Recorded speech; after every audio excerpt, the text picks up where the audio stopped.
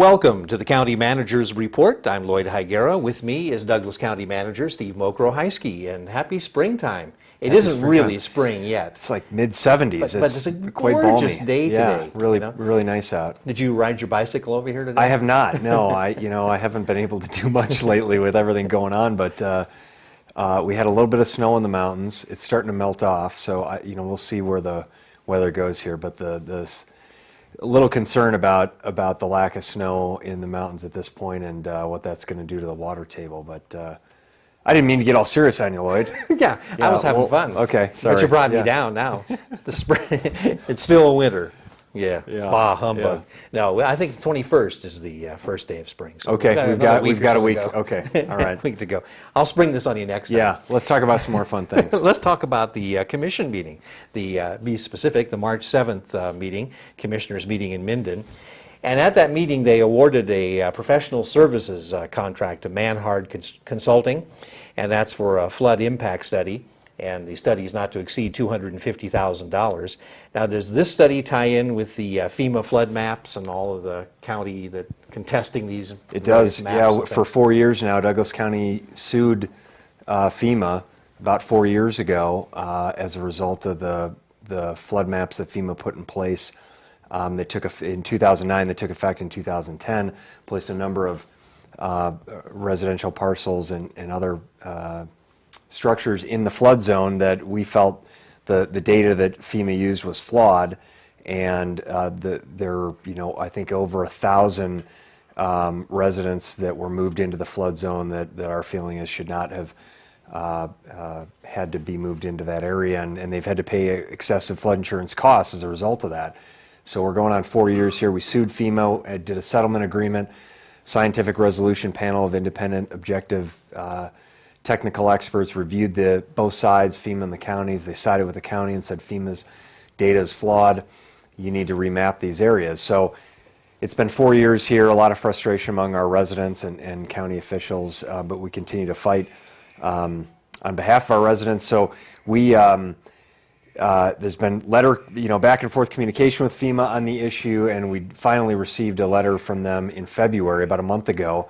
And FEMA said, I'll quote, I brought the letter with me here.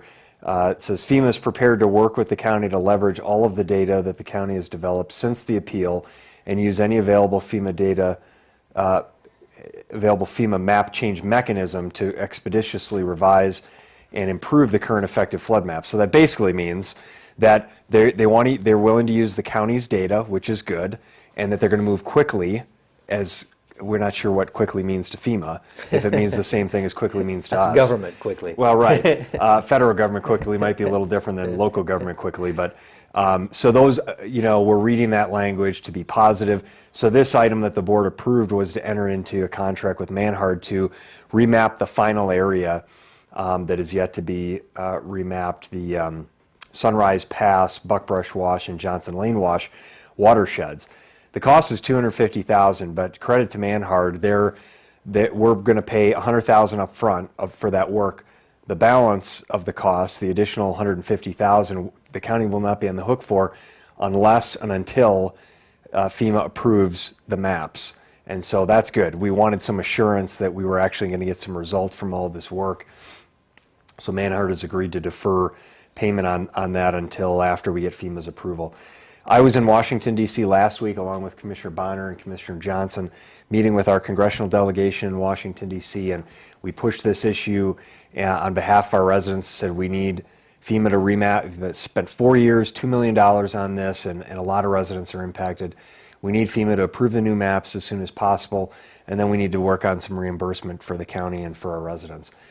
So we were informed actually yesterday that FEMA's consultants are going to move forward with the Buckeye Creek watershed remapping that we have already done and submitted that data to them, but they've been sitting on it for several months. They're now, as a result of our efforts, going to start moving on that. So we're hopeful that all these things and the ongoing discussion will bear some fruit here in the near future. We'll keep you posted on this issue, though. Oh, I'm sure you will.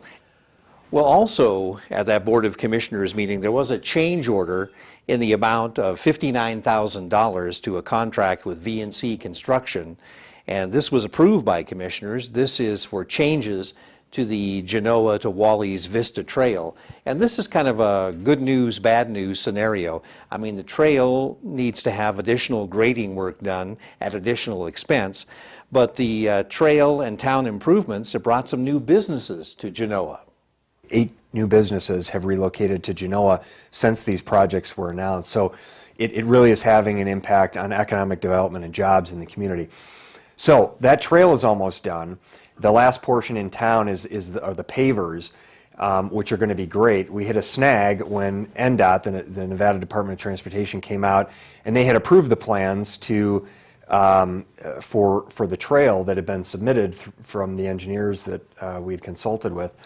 They came out on the job site and said, you know, the grade, the steepness of the grade from the road, from the curb of the road to the trail is too great.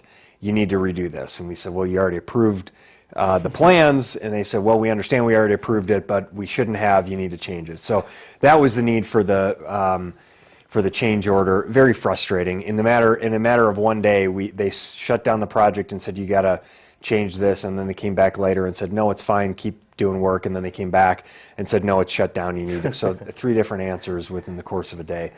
A little frustrating. We hope that our communication and work with NDOT improves on projects like this.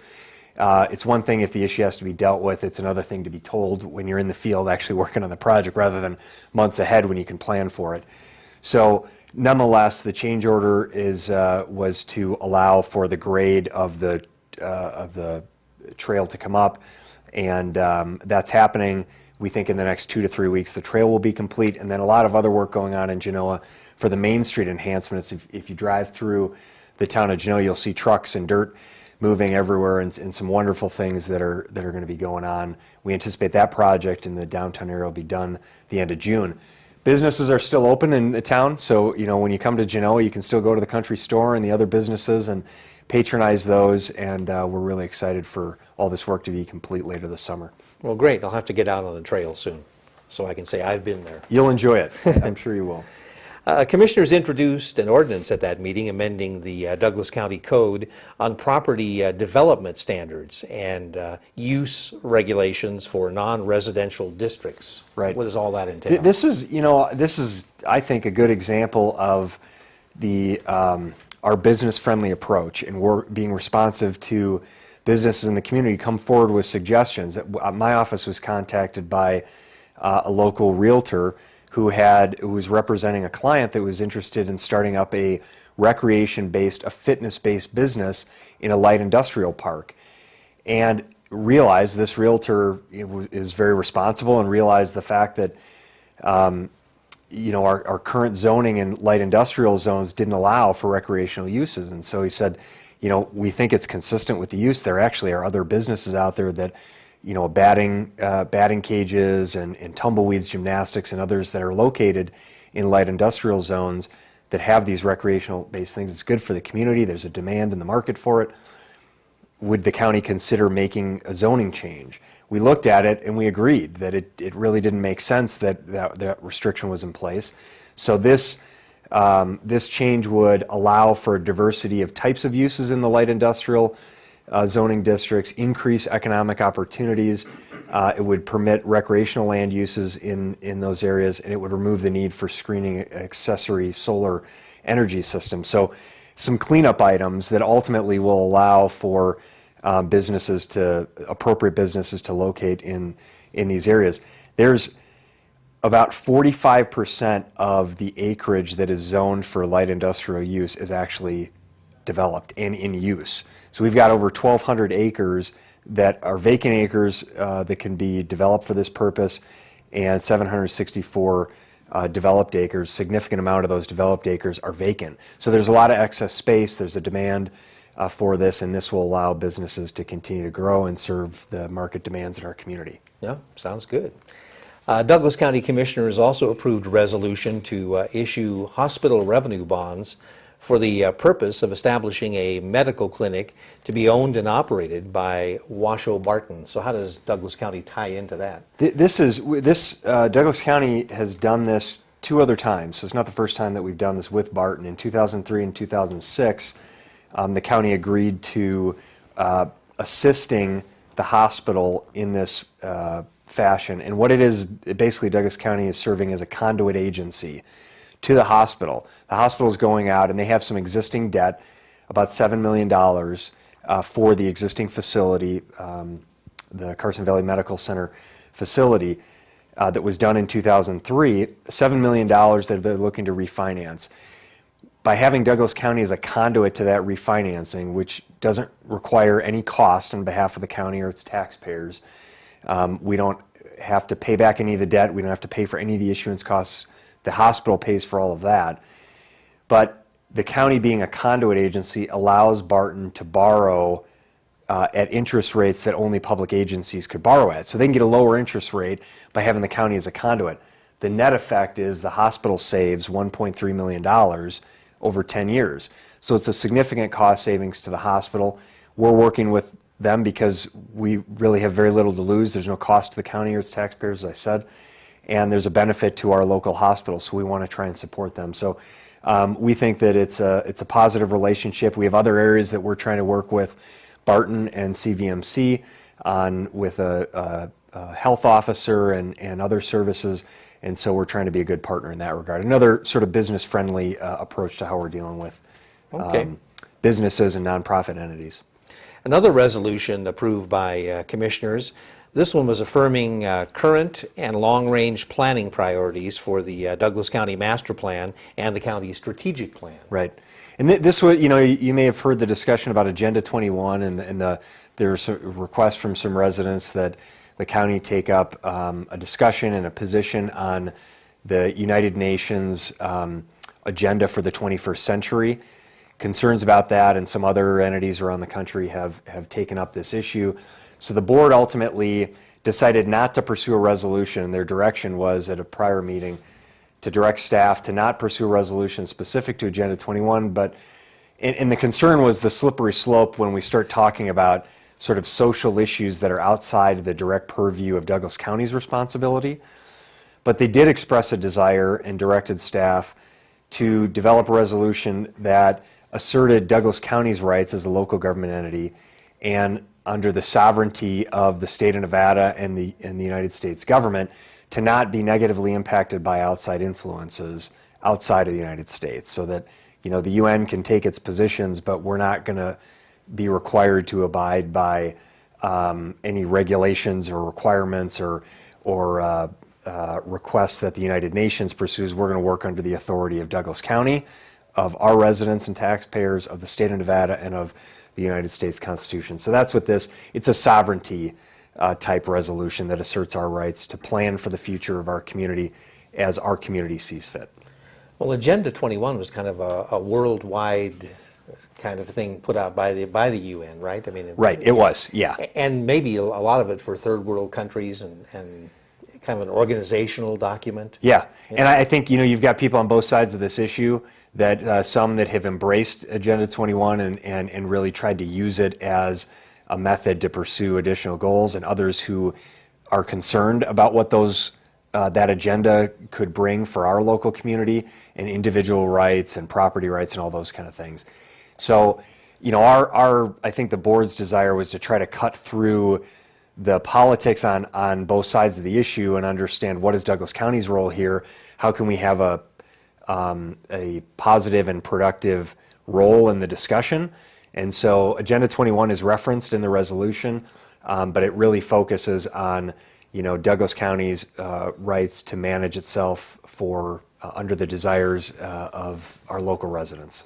It just seems like, to me, to draw a line from Agenda 21 to Douglas County is kind of a stretch, but that's my opinion. Yeah, that's your opinion. Others may disagree with that, and I will tell you, I haven't had much of a stake in the issue personally. I feel like we have, while that may be an important issue to deal with, at certain levels and with certain agencies, we have a lot of issues in Douglas County. We're trying to get a budget in line and balanced. We're trying to fund $4 million a year in road maintenance that we need per year and $17 million in backlogs. We're trying to deal with our water and sewer and stormwater infrastructure and rate issues, deal with the legislature, all these other things. And so not that that issue was a distraction, but I think the board's feeling was it was not the core issue that we need to be dealing with right now. Let's address it. Let's make a statement, which they did.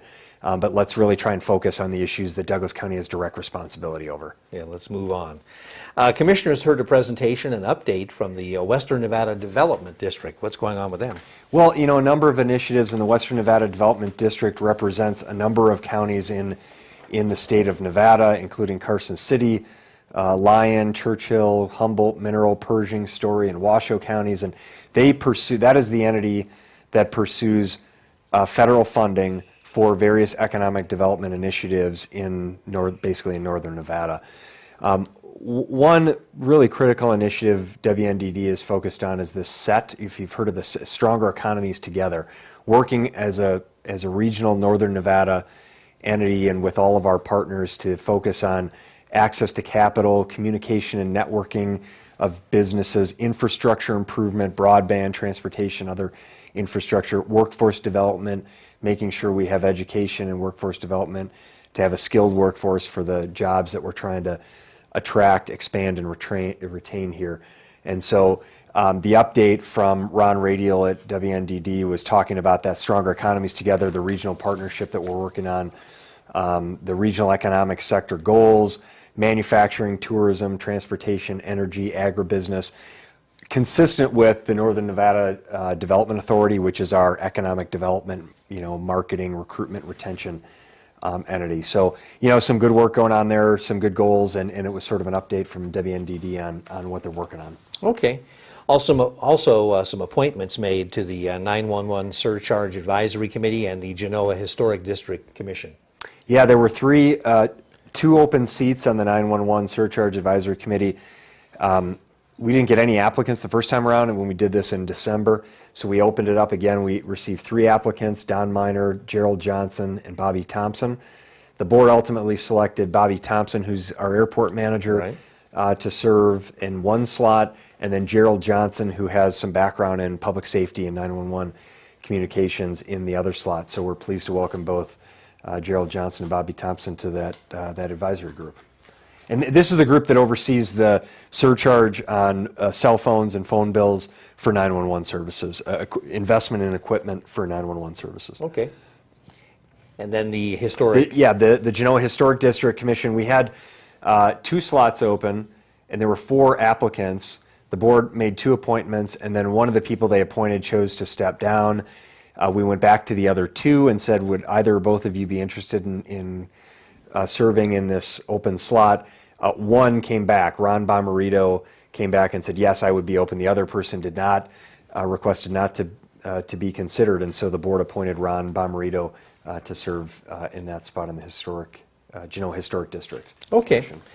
Also, legislative update. And yeah, do we have like an hour left? How much time do we have left, Lloyd? Because this one might take a while. We can expand the show. I know. Nobody wants that. I don't think anybody wants to listen to any more of this. But yeah, a brief update. Just generally speaking, we're I think, as I said last time on the legislative update, this 2013 legislative session is much better than the 2011 session for local government, in the sense that the efforts to shift additional costs onto Douglas County and other locals from the state is not what it was last session. There's more of an effort, I think, to try and tackle issues in local communities, but focus on the state's issues of transportation and healthcare and education and workforce development and economic development. There are about 400 bills that are out, 450 bills that have been introduced so far. We're tracking about 245 of those. Not all of them, many of those have some impact potentially on local government, but not all of them do, but that's how many we have. The Consolidated Tax Study, AB 68, is moving forward well. There was a new bill introduced, SB 229, which would repeal, so this is Senate Bill 229, would repeal Senate Bill 271, which was passed in the 2011 session. That SB 271, if you recall, was the TRPA bill, the Tahoe Regional Planning Agency bill, that would potentially pull Nevada out of the Tahoe Regional Planning Compact if certain things were not met. So SB 229, the new bill that was introduced, would repeal that last one. The board will take up action on that at the meeting on March 21st, and I'd anticipate the board will likely oppose to AB or SB 229 because it's in conflict with SB 271, which we've supported in the past. A number of other items out there. I think I mentioned last time the higher education budget pushes the UNR cooperative extension division into the College of Agriculture. We're concerned about this because it would still require Douglas County to fund cooperative extension at the current level, but it would have a significant reduction in services provided to Douglas County residents, the cooperative extension, 4-H and other programs. So we're concerned about that one. SB 171 is a bonding for infrastructure maintenance. We're tracking that because it potentially could mean $6.5 million to Douglas County for water, sewer, roads, and school infrastructure needs. So a number of interesting ones there. Nothing that has a major negative impact on Douglas County other than potentially that SB 229 anti-TRPA type bill. Okay, our time is kind of getting away from us, so what I'd like to do is go to the meeting on Monday. On March 11th, Sure. Douglas County Commissioners hosted a strategic planning session and a priority-based budgeting workshop. And then in the evening, there was a financial state of the county. And how did all that go? How do you I feel? thought it went well. You know, we had, the workshop was good, a lot of discussion on priority-based budgeting and, creating value for taxpayers and accountability and making sure we're focusing on our priorities and reviewing all of our programs, creating efficiency and everything. So that was good. Some update on our strategic plan. And then we did our first annual financial state of the county. And this was to try and raise the profile of our budget kickoff meeting, which we typically do in a board meeting. We brought it out to the community at the Carson Valley Inn. We had around 100 people show up. That's about a 90% increase of people from previous budget kickoff meetings. It was really well received. The board all spoke.